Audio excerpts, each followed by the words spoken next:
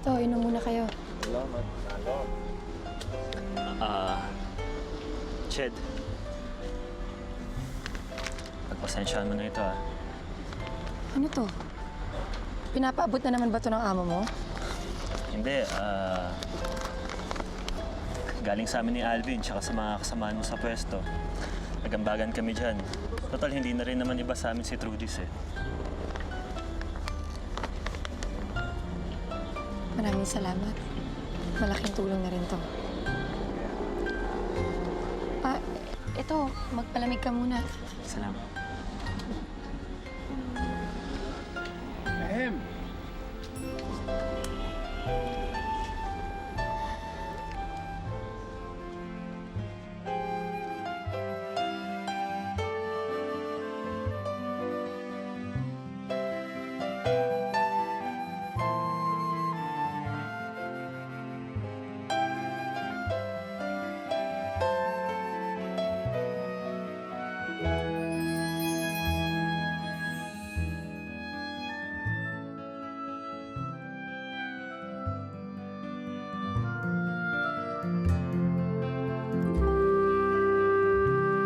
Tito Nick!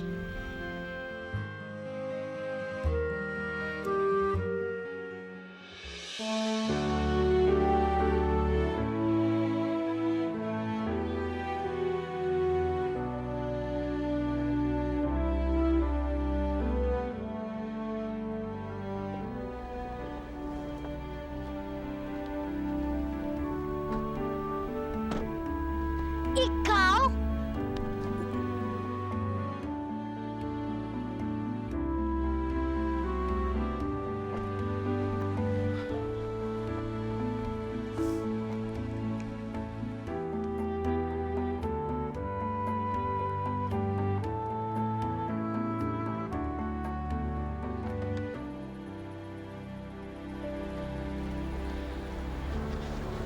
Nakikiusap po ako.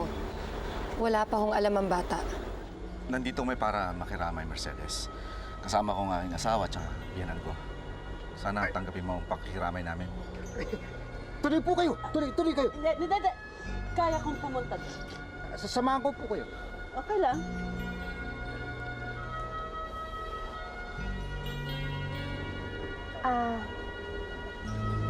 Makikiramay ka ba? Menang, painumin natin yung mga bisita. Tumigil ka. Sino ba yung mga yan? Ewan.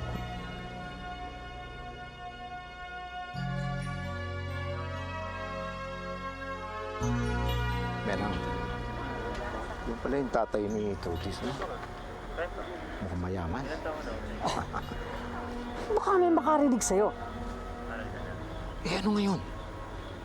Alam mo, pag naglaon, lalabas din naman yung totoo.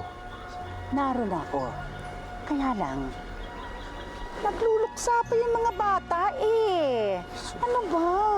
At saka, kamamatay lang ni Lino, ayan nakaburol pa. Ano ba? Hindi mo kasi alam eh. Ano? Mas matutuwa ang kaluluwa ni Lino pag nakita niyang...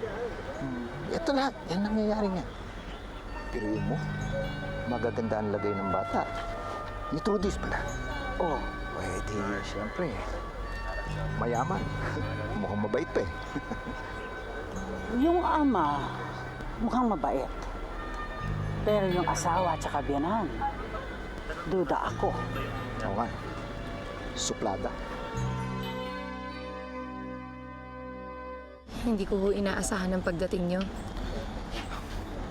Eh, hindi ko naman mahahayaang hindi madamayan ng anak ko sa ganito mga oras. Si Magda, kamusta?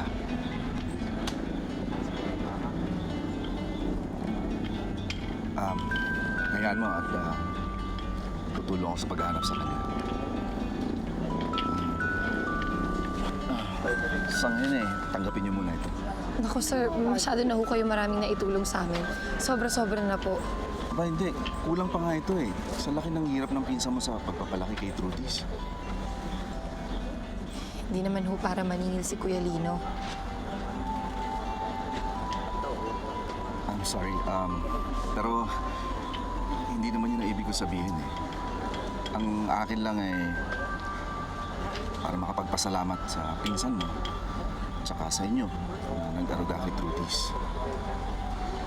Nakikiusap ako. Please, tanggapin niyo.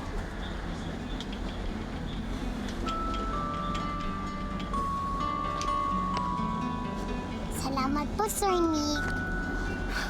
Walang anuman.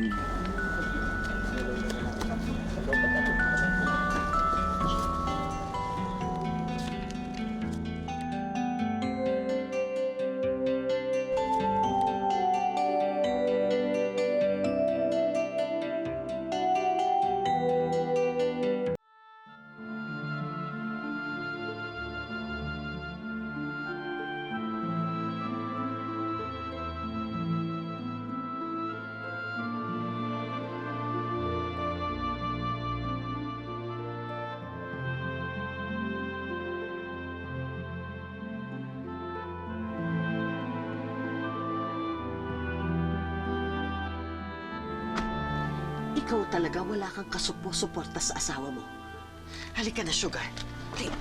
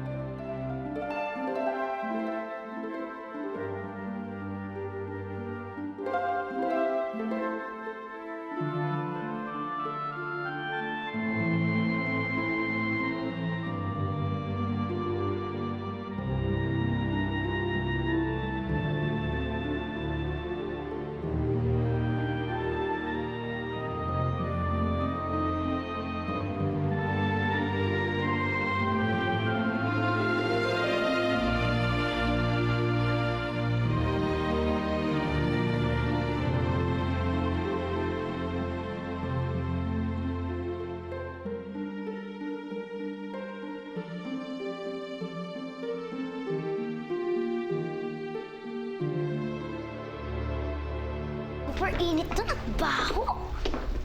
Sana hindi na lang ako sumama. Or nag-mall na lang tayo, Mami. Ay nako, sino ba naman gusto pumunta sa lugar na yon? That was such a waste of time, Mom. Umayos nga kayong dalawa. Ang ate-ate ninyo. I really hate that girl. Tapos, nakilibing pa tayo. Basta next time na pupuntahan natin siya, hindi na ako sasama. I don't want to see that girl again. I don't want to see that girl also. Teka lang. Paano kung... paano kung iuwi na yun ni Nick dito sa bahay? Paano kung iuwi niya na yung anak niya dito sa bahay? Hindi. No. Napaparaning lang ako. Nick won't do that to me, right? Right? Ay, naku, Sugar. Aliwin mo ako. Kantahan mo si ate. Nagka tayo. Aliwin mo ako! Dito.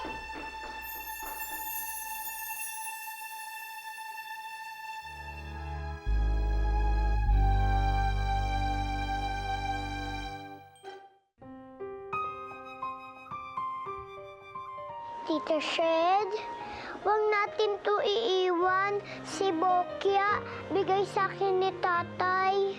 Oo naman. Halika kayo dito. Pansamantala muna kayong titira sa amin, ha?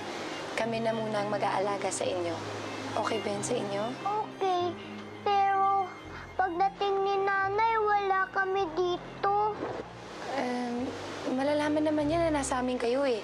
Tsaka, pag magkaroon tayo ng balita sa kanya, ipapaalam ko sa kanya na nasa amin kayo, ha? Hindi man lang nakita ni Nanay si Tatay. Bakit di man lang makontak si Nanay?